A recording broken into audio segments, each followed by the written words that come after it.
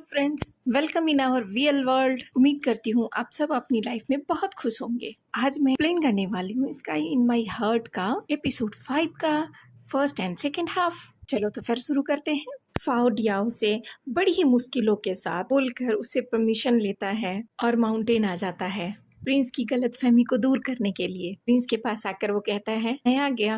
वो बहुत एक्साइटेड होता है। प्रिंस कहता है तुम्हारे भाई की पार्टी का क्या हुआ? फा कहता है डियाओ के पास काम था इसलिए उसने पार्टी कैंसिल कर दी। प्रिंस फा को देखकर ऐसा लुक देता है मानो कुछ हुआ ही नहीं हो और उसे कोई फर्क नहीं पड़ता उसके आने से। बेचारा फा उसको देखता ही रह जाता है। अभी एक बच्चा आता है और कहता है संपूर्ण और वी की लड़ाई हो गई। दोनों भागते हुए उसके पास जाते हैं। प्रिंस संपूर्ण से कहता है तुम्हें कुछ कहना है? संपूर्ण वी से माफी मांगती है। फिर प्रिंस वी से कहता है तुम्हें भी माफी मांगनी चाहिए, पर वो माफी मांगने से इनकार कर देता है। कहता है मैंने जो प्रॉमिस किया वो मैंने पूरा किया, तो माफी मांगने की क्या जरूरत? प्रिंस कहता है संपूर्ण ने मुझे बताया तुमने उसे प्रॉमिस किया था बर्थडे पे गिफ्ट देने के लिए। तुम उसके लिए तो लेके आए, साथ में दूसरी लड़की के लिए भी ले आए। इससे वो बहुत हर्ट हुई है।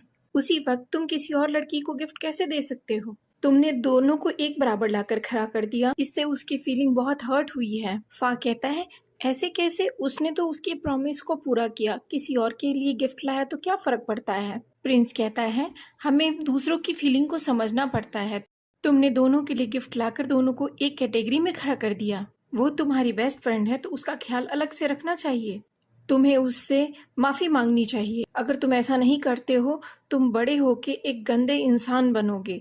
और इस तरह बोलता हुआ वो फा को देखने लगता है। फा कहता है तुम मेरी तरफ क्यों देख रहे हो, तुम मुझे पॉइंट कर रहे हो। प्रिंस कहता है अगर तुम रॉन्ग नहीं हो तो तुम ऐसा क्यों सोच रहे हो? वैसे भी ये मैं बच्चों के बारे में बोल रहा हूँ, क्या ये समझना इतना मुश्किल है? और उस पर वो नाराज होता है। फा कहता है अगर ऐसा है तो तुम मेरी तरफ देखकर ऐसा क्यों कह रहे हो कि बड़े होकर बैड एडल्ट के रूप में तुम डेवलप होगे? बच्चे परेशान होकर दोनों को काम डाउन करते हैं। बच्चों के साथ साथ फा और प्रिंस की भी लड़ाई स्टार्ट हो गई है। अब तो डियाओ और कुलीन सोकर उठते हैं। कुलीन उससे किस करता है और हैप्पी बर्थडे विश करता है। दोनों एक दूसरे को किस करते हैं। डियाओ कहता है कुलीन मैं जब तक तुम्हारे साथ हूँ मैं बहुत खुश हूँ, मुझे थोड़ी देर और सोने दो अपने पास, और उसके गोद में सिर रखकर सो जाता है। इधर फा अपने दोनों दोस्तों को अपनी सारी कहानियां बता रहा होता है। कहता है अगर बच्चों ने रोका नहीं होता तो हमारी तो फाइट होने वाली थी। जे कहता है तुम ऐसा कैसे कर सकते हो, तुम गिल्टी भी हो और मानते भी नहीं। जे फा को कहता है तुमने उससे प्रॉमिस किया था कि तुम गलत काम नहीं करोगे, तुम अच्छे इंसान बन के रहोगे, पर तुमने तो अपना प्रॉमिस पूरी तरह से खत्म कर दिया। जो तुमने कहा था उसका उल्टा किया, तुमने सब खराब कर दिया, तुमने उसका उल्टा प्रॉमिस तोड़ दिया। फा कहता है तो क्या हुआ, ये कोई बड़ी बात नहीं। मेस की तरफ देखते हुए कहता है तुम ही बताओ मेस, कोई बड़ी बात तो नहीं है, वो कोई मायने नहीं रखता। मेस कहता है जब ये मायने नहीं रखता और प्रिंस तुम्हारे लिए कोई मायने नहीं रखता तो तुमने उसे प्रॉमिस ही क्यों किया? फा कहता है तुम दोनों मेरे दोस्त हो या प्रिंस के? विजय नाराज होकर कहता है तुम्हारे जैसा इंसान कभी चेंज नहीं हो सकता, चाहे कुछ भी क्यों ना हो जाए, कितना वक्त क्यों ना बदल जाए, कितना ही समय क्यों ना बीत जाए, तुम्हें अपने काम पे कभी रिग्रेट नहीं होता। फा लास्टली उन दोनों से कहता है तुम ही बताओ मैं क्या करूं? मेस कहता है तुम सीखोने का बहाना करो और ये सारी इन्फॉर्मेशन मैं बच्चों के थ्रू तुम प्रिंस तक पहुंचा दूंगा। सुबह होने पर वो बच्चों को कहता है फा के पेट में दर्द है और वो सिक है। थोड़ी देर में ये सारी बातें सारे बच्चों में फैल जाती है और प्रिंस के पास भी पहुंच जाती है, लेकिन दूसरे तरीके से। संपूरा की कहती है प्रिंस से प्रिंस फा के पेट में दर्द है और आप प्रेग्नेंट हो। प्रिंस कहता है कुछ गलती हुई है। वो क्लिनिक जाता है तो जे सोया होता है, उससे वो देखकर कहता है क्या हुआ? जे कहता है क्लिनिक की जिम्मेवारी मुझ पर है और फा के पेट में बहुत जोर का दर्द है। प्रॉब्लम ये है कि डॉक्टर तो सबका ख्याल रखता है पर डॉक्टर जब बीमार हो तो उसका ख्याल रखने वाला कोई नहीं होता। प्रिंस तुरंत फा के पास जाता है सूप लेकर के और उसे अपने हाथों से पिलाता है। प्रिंस चाहे जितना भी नाराज हो पर फा को इग्नोर नहीं कर सकता, वो उसे बीमार नहीं देख सकता। प्रिंस उसे सूप पिलाता है, उसकी देखभाल करता है। फा गौर से उसको देख रहा होता है, कैसे प्रिंस उसकी केयर कर रहा है। वो गौर से बस उसकी आंखों में कभी उसके काम को देख रहा होता है। जब प्रिंस तवा देकर उसे जाने लगता है वो उसे रोकता है और उसका हाथ पकड़ लेता है। फा कहता है मैं तुम्हें बताता हूँ उस रात क्या हुआ था। प्रिंस कहता है मैं नहीं जानना चाहता। कहता है अगर मैं तुम्हें नहीं बताऊंगा तो मुझे नींद नहीं आएगी। मेरा ब्रदर और उसका बॉयफ्रेंड मुझे वहाँ ले गए थे। मैं नहीं जानता था मैं इतना पी लूँगा। फिर उस लड़की ने मेरा फ़ोन लेकर तुम्हें फ़ोन किया जब मैं वॉशरूम गया हुआ था। वो लड़की मेरी कोई नहीं लगती। प्रिंस कहता है मुझे इससे क्या मतलब? फ़ा कहता है अगर मतलब नहीं होता तो तुम इतने नाराज़ नहीं होते। प्रिंस कहता है मैं नाराज़ नहीं हूँ। फ़ा कहता है अगर मैं बीमार होने का नाटक नहीं करता तो मुझे पता भी नहीं चलता कि तुम कितने नाराज़ हो मुझसे। तभी फ़ा को एहसास होता है कि उसने गलती कर दी। प्रिंस कहता है तुम मुझे बेवकूफ़ बना रहे थे, तुम मेरी भावनाओं के साथ खेलते हो। मैं कितना परेशान था तुम्हें क्या मालूम? और नाराज़ होकर के वहाँ से चला जाता है। अगले दिन प्रिंस क्लास में होता है। मेस आता है और कहता है सुना है मैंने फाइट हो गई है। प्रिंस कहता है हाँ। मेस कहता है क्या मैं उसमें तुम्हारी मदद कर सकता हूँ? प्रिंस कहता है हाँ तुम मेरी मदद कर सकते हो। ये लेटर है जो तुम्हें विलेज चीफ को देना है। मेस को लगता है प्रिंस उसे ये लेटर फ़ा को देने के लिए कह रहा है, बट वो डायरेक्ट कहना नहीं चाहता।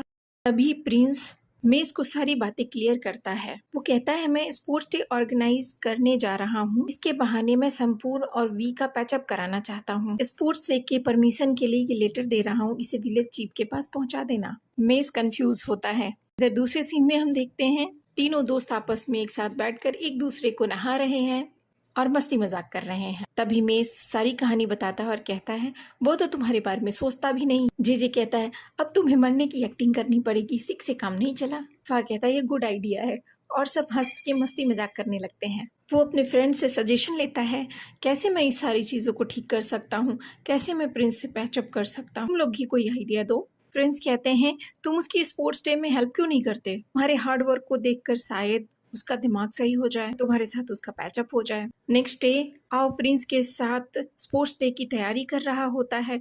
वह कहता है प्रिंस से तुम बहुत अच्छे टीचर हो, बच्चे तुम्हें पाकर बहुत खुश होंगे। प्रिंस आओ से कहता है वो तुमसे भी बहुत खुश होते हैं, तुम उन लोगों के लिए ढेर सारे स्नैक्स जो लाते हो। तभी वो रुमाल निकाल के प्रिंस के गालों को साफ करने लगता है जहाँ कलर लगा होता है। को प्रिंस की केयर करते हुए फ़ा देख लेता है। अब जलन के मारे उसकी बुरी हालत हो जाती है और वो वापस जाने लगता है फिर से जेलसी में गलती करने जा रहा है।